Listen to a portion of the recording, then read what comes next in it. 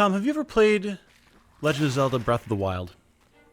It's a question that I've gotten a lot over the years, especially since I started doing my YouTube channel, and I always inform people, no, I have not actually played Legend of Zelda Breath of the Wild, which is then immediately followed up by a chorus of questions. Why?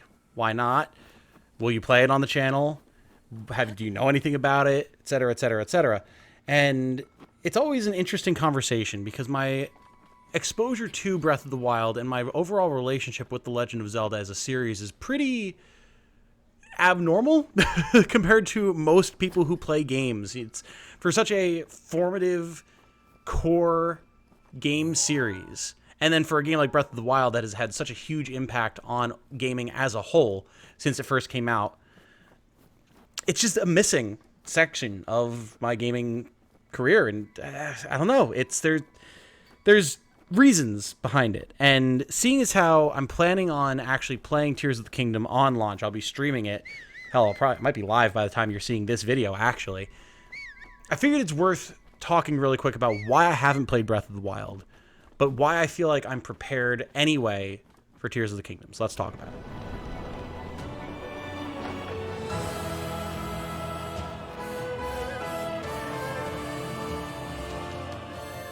Hello everyone, my name is Tom, otherwise known as Titanium Legman. You probably already know that if you clicked on this video, but if you didn't, hello. If you're new around here, consider subscribing, helping me out. I'm a small creator and I'm going to be playing a lot of really big games this year. So if you like what I do and want to see me do that, then I'd love to have you around. Please subscribe. But yeah, so Breath of the Wild is an interesting experience because I've technically owned, or at least had it available to me, since it came out back in, like, what, 2017? But it's always been in Jane's possession. Jane is my girlfriend, for those of you who don't know. And when we first got the game, it was an interesting scenario because we actually got it on a trip, or when we were leaving for a trip with my family to go to Florida over spring break. And the game was coming out, and Jane desperately wanted to play it. She's a huge Legend of Zelda fan. And I said that I would help her get a Switch, and that I would help her get Breath of the Wild. Because we were both, grad students at that point, I believe? Yeah, we would have been grad students. We didn't have a lot of money, and I knew how much she wanted to play it. And my friends and I had actually chipped in to get her a Wii U years prior when Breath of the Wild was supposed to be coming out for that before it got delayed and came out on the Switch as well. So since that had been my original intent, I said, sure, I'll help you get a Switch. I'll help you get Breath of the Wild. All I ask is that I be able to play it sometimes. She's like, absolutely, no problem. And that was true. I was able to use the Switch whenever I wanted, but I never really had an opportunity to play. During that trip, I watched her play a lot of the game, a fair chunk of it, and then over the intervening years, I had either heard her talking about playing it or watched her play more chunks of it. And it was strange because she was always playing the game. She only just finished it maybe 2 weeks ago for the release of Tears of the Kingdom. And typically I've been around when she's been playing, so there's never really been a point where she was done with the game and I felt like I had room to pick it up then, because I was still experiencing the journey. And I didn't feel the need to play it when I was experiencing it alongside of her. I've never played, except for a few hours recently in preparation myself for Tears of the Kingdom, beyond just occasionally helping her with a puzzle or a fight or just noodling around when she would get bored and put the controller down. But I know all the plot points, and I guess spoilers for Breath of the Wild, which I'd be amazed if you were watching this video and hadn't played it, but spoilers anyway. You know, I know the story of the Calamity, I know about the fall of the kingdom, I know about Link's death and resurrection, the deaths of the champions, the corruption of the divine beasts. I've seen the battles with all the divine beasts, how you purify them, I've seen all the memories, I've seen the end of the game, the final boss, a lot of the side quests, and of course, there's plenty of time that Jane spent playing the game that I wasn't around, but all of the major notes I've pretty much seen. So it never felt quite like I needed to go and play the game for myself. That said, recently, as Tears of the Kingdom has been coming up, I've been seeing more and more about it. The hype has been building, even for me, let alone Jane and everyone else on the internet. And we've been watching a lot of lore videos and getting caught up on things, especially since Jane finished the game. We wanted to answer questions that we still had. So we were looking up videos on YouTube and reading articles and all that type of stuff. And it got me even more invested in the game than I had been all these years. And that's saying something, because I've never really been a Zelda fan. Not because the games aren't fun, but because it's just never been something I had the chance to be exposed to. We had A Link to the Past on the Super Nintendo when I was a kid, and I watched my dad play it growing up, and then years later I played it for myself. That is the only Zelda game I've ever really played. I've had hands-on controller for, like, you know, the Ocarina of Time 3DS remake, or like a little bit of Majora's Mask when I was a kid, stuff like that. But I never really had the chance to play because we never had an N64.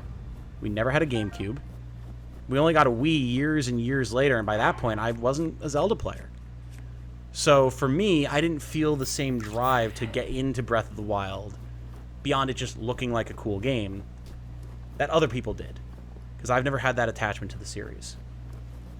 Couple that with the fact that in the years since Breath of the Wild has come out, other games that were inspired by it very clearly have come out.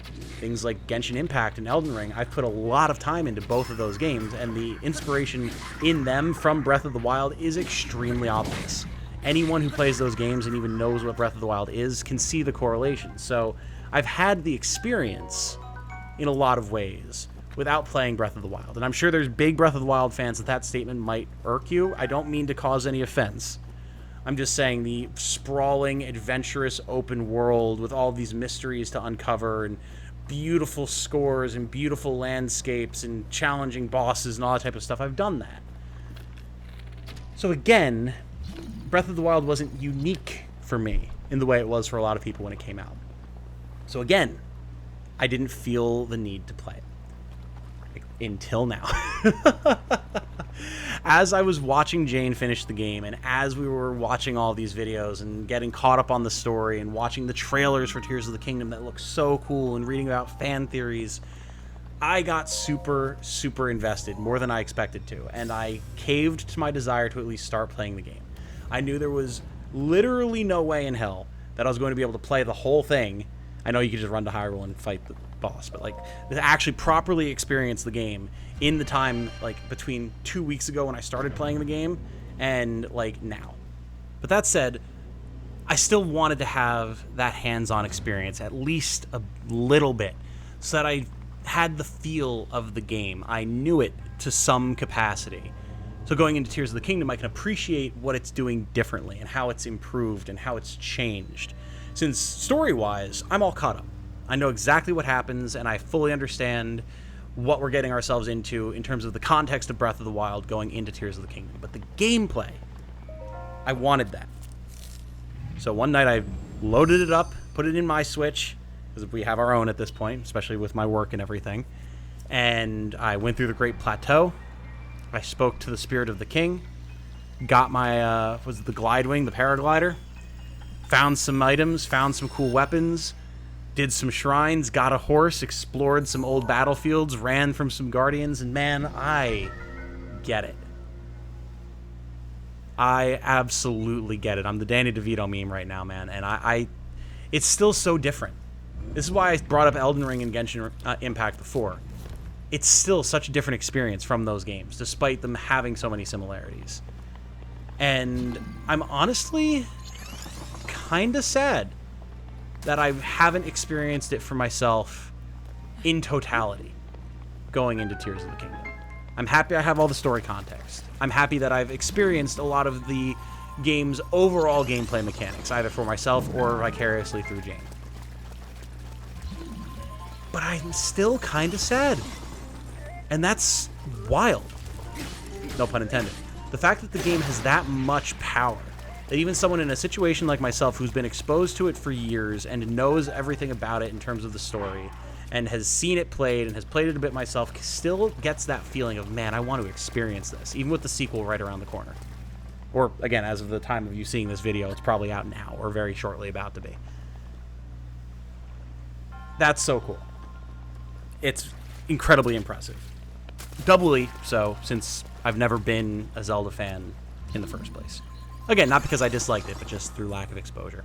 So, yes, I am playing Tears of the Kingdom. Yes, we are playing it on launch. And now you have a little bit of context as to what my experience with Breath of the Wild actually is. And you'll kind of have a better idea of what that means for my experience with Tears of the Kingdom and how I'll be approaching it going into it. Because I want to be there for the start. If this game is anywhere near as good as Breath of the Wild is, and from what reviews I've been seeing come out since the embargo came out probably 8 hours ago as of the recording of this video, everything 10 out of 10, 10 out of 10, 10 out of 10, 9 out of 10, 10 out of 10. The game looks like it's going to be phenomenal. Everything I've seen about it in the lead up looks so cool. And I'm going to be happy to be there from the start. Will we stream the whole thing? I don't know. Because that's a huge game and I got a lot of different stuff I got to do. But I want to experience it nonetheless. And of course I'll be watching Jane play as well, but I want to play it for myself, so we're going to do that. Yeah. So hopefully you come to the stream when it's live, or if it's live right now, hopefully you watch this video and go join us. I'd be happy to have you. It's clearly going to be a huge celebratory day for everybody. If you're going to be playing for yourself, of course, I understand. Hopefully we'll catch you around in the VODs or sometime later after you get past where I am. I think it's going to be fun. And I'm looking forward to, for the first time in my life, being there for a Zelda release. Because that feels like something that is just a travesty that I haven't done thus far. So, yeah. That said, my name has been Tom, otherwise known as Titanium Legman. Thank you very much for watching. If you haven't played Breath of the Wild either, but are going to be playing Tears of the Kingdom, let me know in the comments. I'd like to know how alone I am in this kind of weird in-between limbo state of experiencing these games. And I hope to see you all in the game. Have a good night. Stay safe and healthy out there. And remember, be good to each other. Bye now.